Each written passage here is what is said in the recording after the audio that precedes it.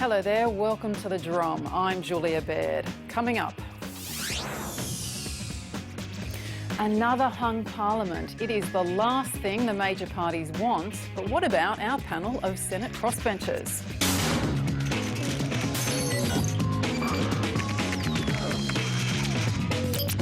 Police charge a man with racially abusing Labor Senator Nova Peris. And who's to blame for a croc attack in far north Queensland?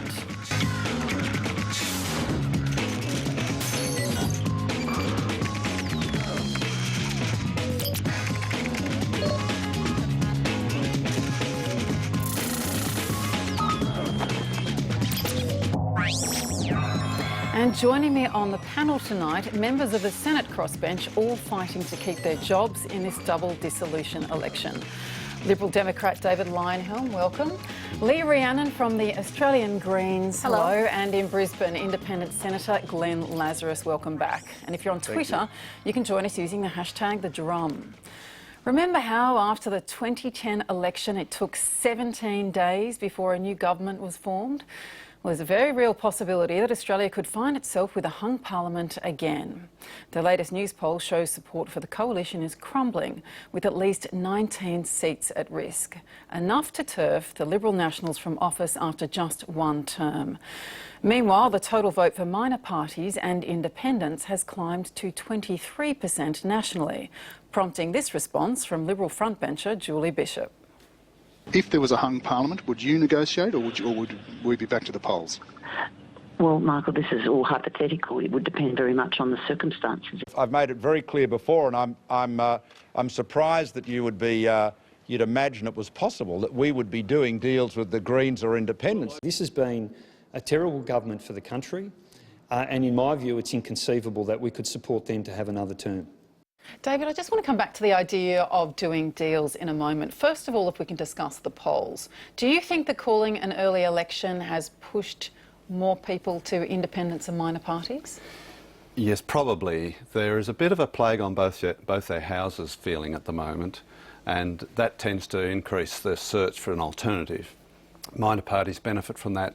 Something similar happened in the last election, 2013, although if you take 2007, 2010, 2013 election, each time the minor party vote has gone up. I wouldn't be surprised if it goes up again, but it's certainly likely to go up when both Turnbull and Shorten are kind of on the nose. When you say a plague on both their houses, what do you actually mean? What is driving this sentiment, do you think? Well, I think there's a lot of voters out there who feel as if neither of them are offering any solutions. They're not really inspiring them, if you like. There's a feeling that there's a bit of Tweedledum and Tweedledummer, that neither of them are really capable of taking the country in a direction that they would like. So they look around for somebody else, and the minor parties tend to benefit from that, particularly in the Senate. What did you think, Glenn, that voters are looking for inspiration and that is what is lacking? President Obama was criticised for offering too much inspiration and not being able to deliver on it. What is going on?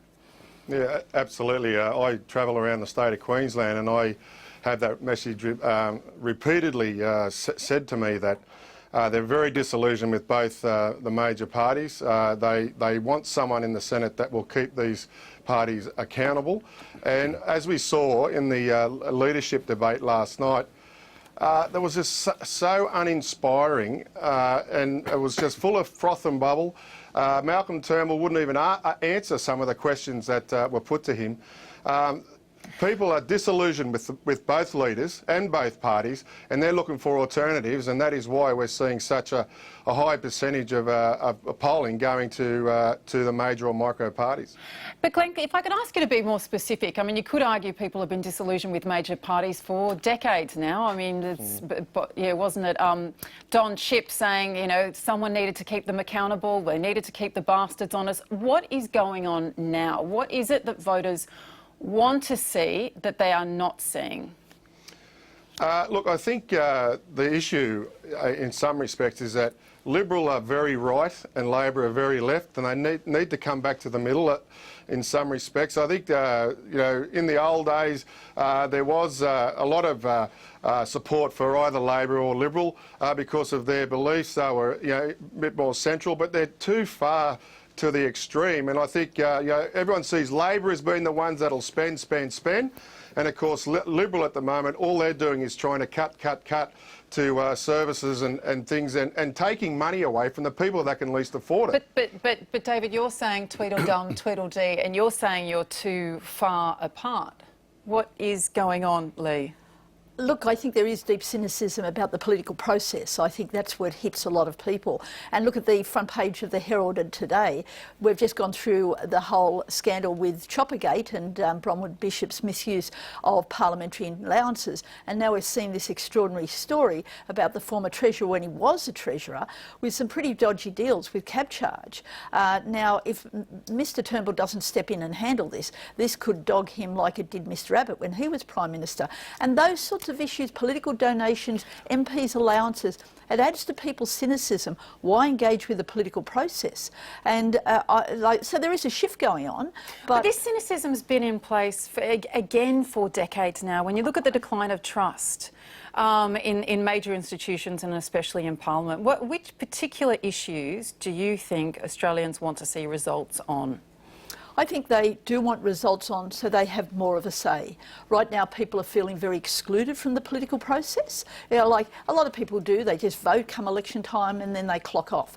But a lot of people want more of a say, and that's where they can see New South Wales politics is a good example of that, and at a federal level they feel very disenfranchised. Political donations come into this. We've had some good reforms in New South Wales and I'm proud of the role the Greens played, but at a federal level both Labor and Liberal and Nationals are dragging the chain.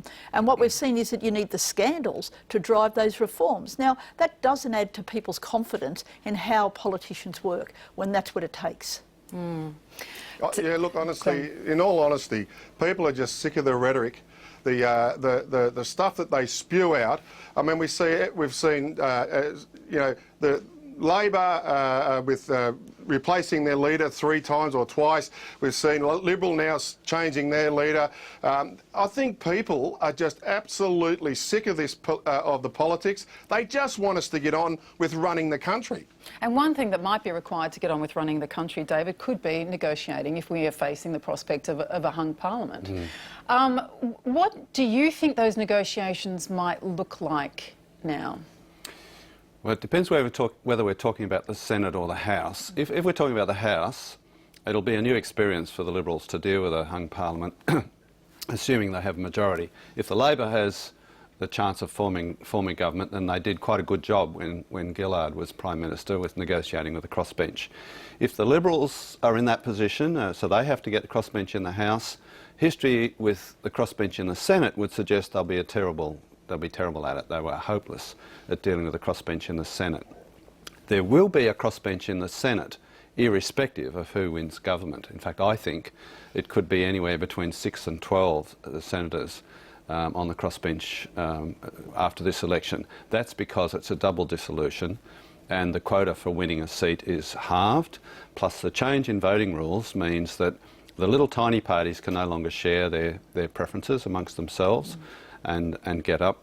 So it's going to be the ones that are already through the gate that will win from that, and very likely, it will be very likely that at least 6 and possibly 12, that's the 11th and the 12th position in each state, will win. Now, if that happens, whoever's in power, Labor or Liberal, will have to deal with the Senate. I think that's almost inevitable. That's not actually right what you said then, David, because preferences can be allocated and have to be allocated under the new voting system.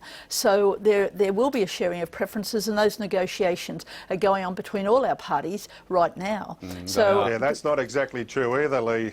No, you have to preference 1 to 6. Voters can walk into a polling booth and tick one LNP or one Greens, and that's it. That is a formal vote. Yes, but we know that virtually all the parties, I haven't heard of one party that is going to go in there and advocate for that. The instructions will be on the ballot paper to vote number at least 1 to 6 boxes. That's right. That might be the case, Lee. But people won't do that. Yes, but a large number will. Well, I don't know about that. A large number of people walk in and want to get out of there as soon as possible.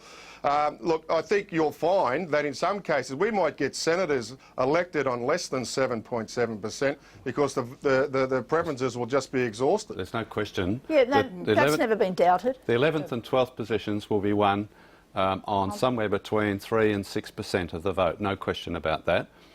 Lee's point about preferences, I think, for the minor parties, it will depend on whether they hand out how to vote and whether their supporters will follow their how to vote cards. Now, most of the minor parties don't have the resources to do that. Liberal, Labor and the Greens really are the only ones who can do a thorough job of that. So their preferences will be relevant, but I don't think most of the minor parties, there'll be a bit of preference trading amongst them all and their recommendations to their members that'll go out electronically and that sort of stuff.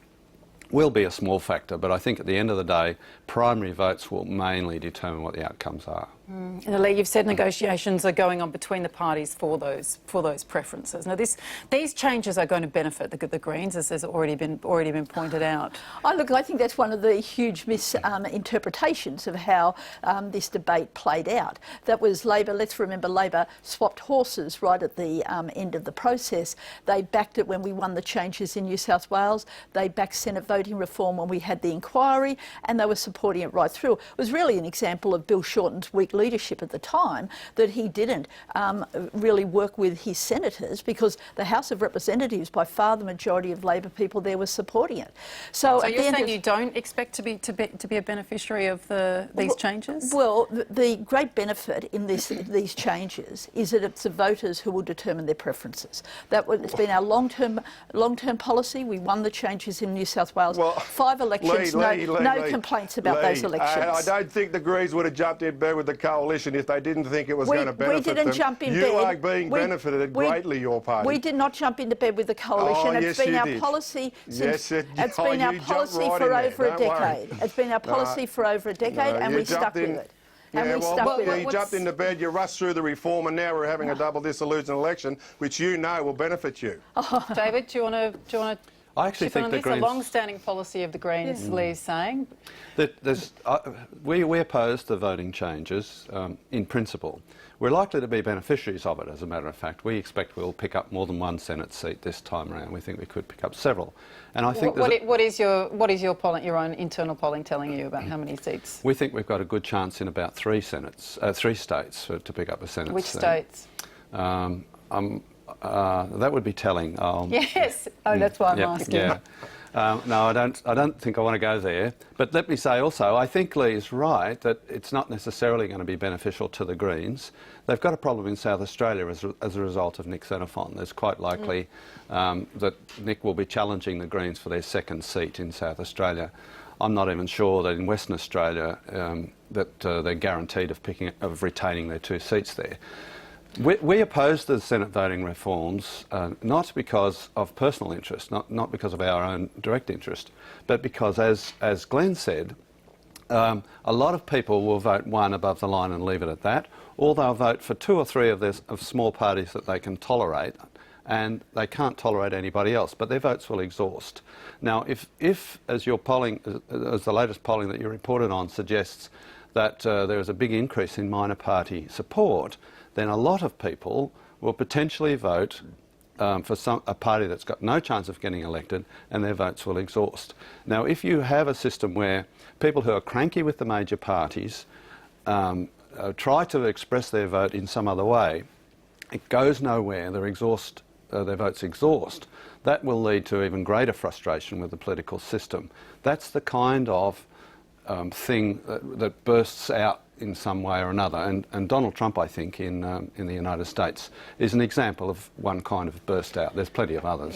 A burst out is probably a very good way to describe the Donald Trump phenomenon, but we want to talk about something else as well tonight. It's the mandate. Now, this is a term we hear every political cycle, and it was front and centre during last night's Leaders' debate, with Prime Minister Malcolm Turnbull and Labor's Bill Shorten asked whether they'd respect each other's mandates on company tax cuts and health funding while in opposition. We will certainly support the commitments that we have made if we are returned to government. But as for the prospect of a Labor government, how would you know what they are going to do in government? That's a no then? The only focus that I have, Chris, is on delivering our national economic plan. Well, I'm no clearer at the end of that answer than the start in terms of the answer to your question. There is a clear choice at this election. I would expect that if Mr Turnbull wins, he will push through his tax giveaway over the next 10 years. In this term, he will push forward with giving $50 billion of money to large corporations. I'll take that as a no too. We'll move on to Ellen Winnett. No, sorry, to be fair, Chris, if you Mr Turnbull wins, he will have the numbers to do whatever he wants. Not necessarily in the Senate. Well, I have to say that when it comes to our corporate tax cuts, Labor doesn't think they're the right idea for this nation, full stop. Neither leader actually answered the question, but we can assume that whoever wins won't be given an easy ride through the Senate. So should they be? And what is a mandate? Is it a legitimate argument in modern Australian politics? Many trace the idea back to 1945, when, for the first time, Britain elected a majority Labor government in the House of Commons. The problem was the House of Lords had always been overwhelmingly Conservative, and so the leader of the Conservatives in that House, Lord Salisbury, agreed not to block legislation which had been promised in Labor's election manifesto. Now that's all well and good, but academics here argue it's an outdated concept, which is irrelevant in Australia because the Senate has always been elected. The lower house is often accusing the Senate, the upper house, of blocking legislation. So we've seen that in recent years in Australia. But the Senate could turn around and say, well, hold on, we're also elected. So we also have the right to say that we are enacting the will of the people and that we have our own mandate. Politicians argue mandates are an important political tool. This usually occurs when they believe they have one. Mandate is absolutely critical in modern Australia, and people, both sides, take liberties with what they mean by mandate. The problem is, it depends who's using it. The will of the people is often used in the vocabulary of demagogues. So it's the type of speak that politicians use to get people on side. Now, the trouble with it is that there's not much logic involved. So you might ask, what is the difference between having a mandate and just, say, winning an election? If the Senate has a mandate and the government has a mandate and the Prime Minister has a mandate, does anyone care if anyone has a mandate anymore? Lee? Look, a mandate isn't a blank cheque. We've been elected, and all the three who you're interviewing tonight, we're from small parties. If we're back in, we've been elected on our election platform, and surely that's what we should be working in the Parliament to take forward those views, bring them forward in motions, in legislation and in amendments. So I feel this talk about a mandate is a bit of a way that it's often quite misleading, as though parties have a right, the party that forms government has a right to do whatever it thinks it wants to do because it's in government. But what about the major policies it takes to an election that a majority of the Australian people have voted for? Yes, if they have won that, that's then their job to get it through the Parliament, but it's our job to get in there and represent the views of the people who have voted for us, and that's how we got elected.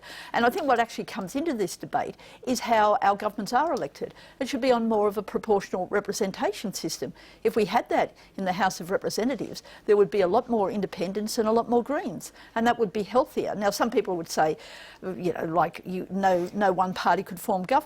But that's actually better if you've got more debate and you can't just have a system where they shove it through caucus, they shove it through their party, they bring it onto the floor of Parliament, and then it just goes straight through with barely any debate. Debate is good.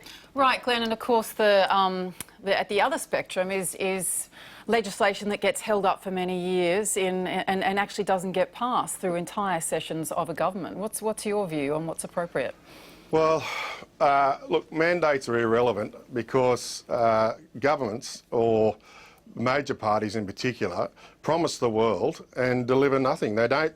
We saw with Tony Abbott, he made a lot of promises, and of course he broke a lot of them, and they backflip on them. What they but also say a lot of his is, legislation stalled in the Senate. well, that's right. Well, again, my mandate is if it's good for Queensland and the Queensland people, I will vote for it.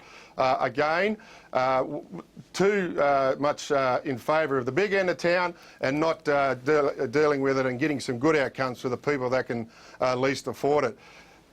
We will hear them promise the world over the next month, and nearly all of it, and the people of Australia know it, that they will backflip and they will not hold up their end of the bargain. Now, we seem to have some kind of consensus on this from the panel to this point, David, but at which point do you say, OK, I do not agree with the bulk of this legislation, but I want to make these kinds of changes? I mean, do you think, well, who doesn't have a mandate? Yeah. No, everyone has a mandate if they're elected. The people who vote for me and my party believe in low taxes, small government, less regulation, less interference. So if the legislation is consistent with that, and I've summarised it as I'll never vote for an increase in taxes or a reduction in liberty. So if it's consistent with that, it's consistent with my mandate. If the government's got a mandate for it too, then, you know, I'm on their side. If it increases taxes, if it reduces liberty, and some of the national security legislation, for example, did exactly that, reduced the freedom of the press, then I'll oppose it. I don't care about the mandate that the government has. Now, there are times when legislation doesn't fit into either reduction in liberty or an increase in taxes, or, you know, that sort of, and I'm relatively indifferent about that. Then I might give the government the benefit of the doubt.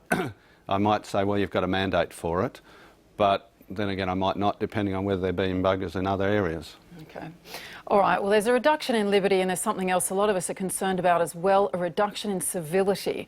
Now, one sign of this, and something we've all been discussing, is what's happened with Nova Peris. Police have charged a man with posting a racist comment on the Facebook page of outgoing Labor Senator Nova Peris. Now, there was an online petition calling for action that attracted more than 7,000 signatures. It's alleged a chiropractor from the New South Wales Central Coast posted the abuse over the weekend, targeting her Indigenous heritage. Senator Peris responded with this, saying she'd decided to highlight the racist tirade rather than delete the comments before she wished him a happy Reconciliation Week. Now, the man charged with allegedly posting the offending remark says his account was hacked. Journalist Mulandiri McCarthy has been named as Senator Peris's replacement. Now, what do you think, Lee, is the appropriate response to this kind of abuse, and how do you stamp it out? Look, I really do congratulate Nova Peris, the way she's handled this. I thought it was really, really spoke volumes for her, because it's just appalling, that type of racism. Her response was incredibly gracious. Yes, very much so. And she said, you know, because there were remarks made, why do you paint your skin that way? And she's like, I will continue to, my skin is my pride. Yes, yeah, no, it was outstanding how she handled it, because it must be very hard when and like, it's not as though this has just happened. We now learned that this has been going on for a long time, very abusive, very insulting. And I think the police did need to investigate, and that's why it's important with the anti-discrimination laws that when necessary that they are used. And it's an issue that's been debated quite considerably in Parliament, and it's been disappointing the way the Liberals and the Nationals have handled it. And I'd say also from time to time I've disagreed with how David's response on this as well, that those laws are very necessary, and what's happened to Nova demonstrates that very clearly. This is unacceptable, and it's a reminder that we also need leadership from Prime Ministers, from leaders of our political parties. I actually remember in the mid-1990s when Pauline Hanson came on the scene, and then Prime Minister John Howard would never speak out against the comments she made. And I often felt it let the genie out of the bottle. There has been racism in Australia. We got rid of the White Australia policy, and then it was like we advanced as a nation. Multiculturalism blossomed. We were very proud. There was problems, but leaders like Mr Fraser, like Mr Whitlam, there was a coming together on the important issues around Aboriginal rights, multiculturalism, refugees, immigration. So there was some standards there in how we respected each other.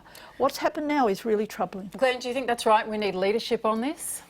Well, look, I know obviously Nova and have worked with her whilst in the Senate, and I think she's a wonderful woman and a very wonderful ambassador for not only women but, of course, her heritage.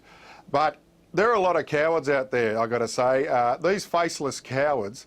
I mean, I came out publicly and supported marriage equality, and for the next week I was inundated with emails suggesting and didn't realise that I'd taken up the arse. They are very rude and they're very, very crude people out there, and I am a big fan of every person that's on the internet have a handle that is initiated by the government, so we know who these people are. We can put a face to them and we can deal with them appropriately. Because at the moment it's very easy to go on the internet and write in whatever you like, and of course they know that they'll never be found out because of the fact that they're not going to put their own picture up there, are they? So you think we need to challenge anonymity? Absolutely. Even at the risk of not allowing people who are whistleblowers, who are otherwise trying to get out important information, doing so under anonymous identities? Oh, look, I chaired a committee in the Senate about revenge porn. Now, there's another example. I mean, young men and women are killing themselves because of these cowards are able to just write whatever they like and not held to account. And so whatever we can do, we need to make sure that they are held to account. And I think by every person having a handle would be a long way in going to rectify that. Are you the subject of much abuse, David? I get everything from a daily character abuse to irregular death threats. There are two primary sources. One is homophobes, the same as Glenn has experienced. The other one is people who hate guns. They seem to threaten me with death for some reason. I don't understand why. I don't get the logic of that. But, yeah, I've had death threats as well. I mean, again, they're just cowards. They're absolute cowards. And you asked the question earlier on, if people come up and harass me in person, very, very rare. Yeah, isn't that interesting? Yes, there is a culture in Australia, though, that politicians are fair game and anything goes. And I've developed a bit of a practice of biting back occasionally on Twitter, and the shock and horror that is seen when I do bite back is just amazing. You know, you're a politician, you're supposed to cop that. You get paid by taxpayers, therefore you should roll over and cop whatever comes your way. Well, I don't, and it really upsets some people. There is a lot of abuse, but just to address the questions that you raised before, I think it is legitimate for political leaders to speak out against what happened to Nova, but the best way to deal with it, of bad speech, and it is bad speech obviously, is more speech, is to expose them. Yes, expose them, talk about them, explain to the public these people are stupid, they're cowards, as Glenn says. More speech is the answer, not restricting speech. Do you get much hate? Yes, on social media, when I'm out and about, it's similar. The people are respectful and they often might have different points of view, but they usually just want to chat about that.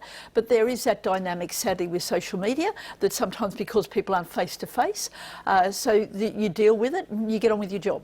All right, OK, we're going to have to leave it there. That's all for the Drum tonight. Thanks to our panel, Senator David Leyonhjelm, Senator Lee Rhiannon and Senator Glenn Lazarus.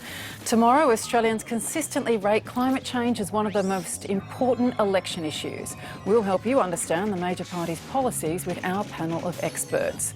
abc.net.au/thedrum has more, as always. We'll be back again tomorrow. I look forward to seeing you then.